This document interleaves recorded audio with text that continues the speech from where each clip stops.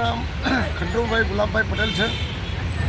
હું માજી નગરપાલિકા વિરોધ પક્ષનો નેતા છું અને અત્યારે હાલ મને મતલબમાં વોર્ડ નંબર 11થી કોંગ્રેસ પક્ષ તરફથી ઉમેદવારીનો લાભ મળ્યો છે અને મારી પેનલ સાથે મતલબમાં 4 પેનલ છે અને ચારો પેનલ અમે અત્યારે પ્રચાર કરી રહ્યા છે।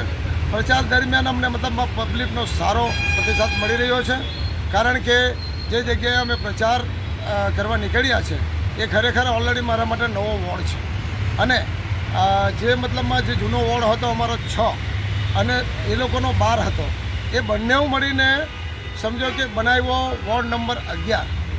એ 11માંથી અમે લડાઈ આપી રહ્યા છે અને અંદર દરેક જગ્યાએ સુલપડમાં, ઢોળિયાવાડ ખાતે અને ખડકી ફરિયા ખાતે અને બધી જગ્યાએ પ્રચાર કરી રહ્યા। એ દરમિયાન પબ્લિકનો પ્રતિસાદ પણ સારો મળી રહ્યો છે, પરંતુ ત્યાંના લોકોનું કહેવાનું એવું છે કે જે અગાઉ નગરસેવક હતા એ ઓલરેડી 5 વર્ષ વોટિંગ માગવા તો જાય છે, પણ ખરેખર કામ કરવાની કોઈને ધગશ નથી અને કામ કરવા જતા નથી। અને પબ્લિક એમ કહેવા માગે છે, ત્યાંની પબ્લિક, કે 5 વર્ષ પૂરા થાય ત્યારે વોટ માંગવા જ આવે છે અને પછી આવતા જ નથી। ત્યાં ખરેખર પાણીની બહુ સમસ્યા છે।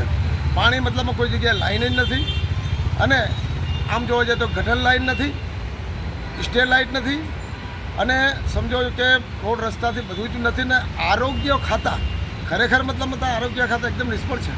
કોઈ ત્યાં કે આજ લગી સાફ સફાઈ કે નામ પર ઝીરો છે। માટે પબ્લિક એમ કહેવા માગે છે કે ખંડુભાઈ તમે જૂના અને જાણીતા દરેક જગ્યાએ 4 ટાઈમથી જીતનાર એવા ખંડુભાઈ પટેલ અમારે અહીંયા આવ્યા છે, તો અમને ખુશીનો આનંદ છે અને તમારી ટીમને અમે વિજેતા બનાવશું એવો અમને પ્રતિસાદ મળી રહ્યો છે। ખંડુભાઈજી પટેલ અને મારી સાથે સુલપડના છે હર્ષદભાઈ ચીમનભાઈ પટેલ અને બીજો છે આપણે લોચનાબેન ભીમરાવ કટકે અને ચોથી ઉમેદવાર છે અમારા નાસિરભાઈ પાનવાલાની ઘરથી નસીરુદ્દીનબેન નાસિરભાઈ। એ અમે 4 ઉમેદવાર છે અને ખરેખર 4 ઉમેદવારને લોકોના આશીર્વાદ અને દુઆ મળી રહી છે। ખરેખર અમારા માટે એવું લાગી રહ્યું છે કે અમારી જીત પાકી થશે। અત્યારે તો કોંગ્રેસ તરફથી અમને એવું લાગી રહ્યું છે, ખરેખર પબ્લિક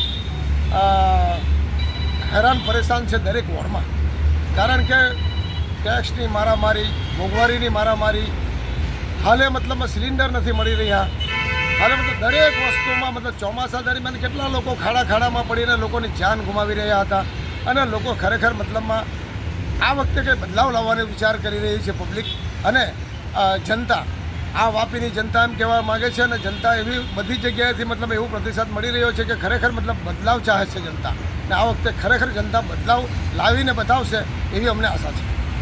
તો અમે તો વિચાર એવું જ કરી રહ્યા છે કે 8 વોર્ડ જો પરફેક્ટ અમારા બધી જગ્યાએ જનતાનો જે વિરોધ ચાલી રહ્યો છે એ હિસાબે 8 વોર્ડ આવી જાય તો અમે સત્તા પર બેસ્યું પાકું, કે વાપી મહાનગરપાલિકામાં અમારી સત્તા આવશે એવું લાગી રહ્યું છે।